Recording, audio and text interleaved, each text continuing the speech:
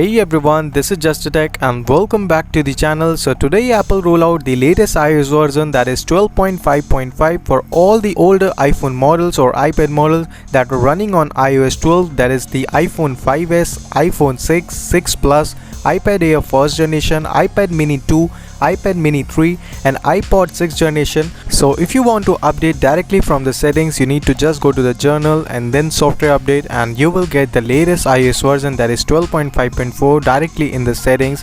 And if it's not showing here, you just need to go to the View Tools or iTunes and just restore or update your device to the latest version.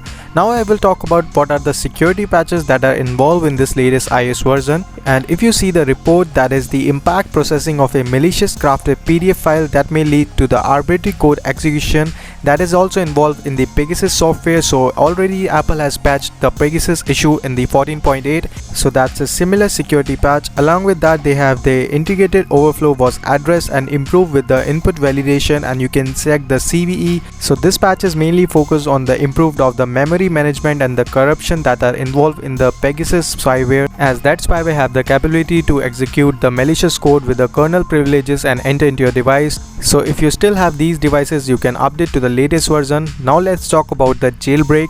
I will check the checkra1n compatibility on this latest iOS version, that is 12.5.5, and I will try this Windows method and try to jailbreak it and see what happens. So I have already made the tons of video on the checkra1n jailbreak Windows method, and I have also provided the latest ISO file, that is the 12.4.4, so you can watch that dedicated video. I will just fast forward this video because many people are already know the process, like how to make the USB bootable. You just need a flash drive and just open the Rufus tool, import the ISO file, and then you're ready.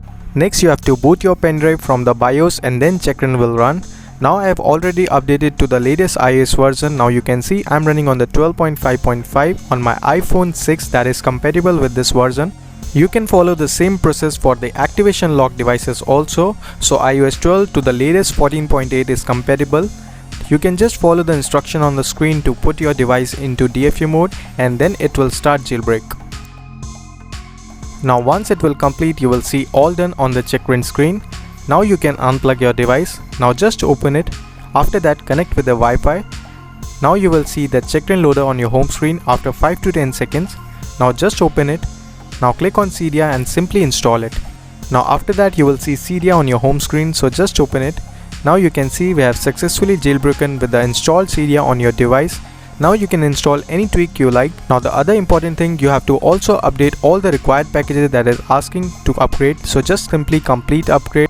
Now everything is set. Now the checkra1n is a semi-tethered jailbreak, so if you reboot, you will lose your jailbreak and you need to re-jailbreak it again after the every reboot. So if you want to save your jailbreak status after the reboot, watch this video, it will help you out.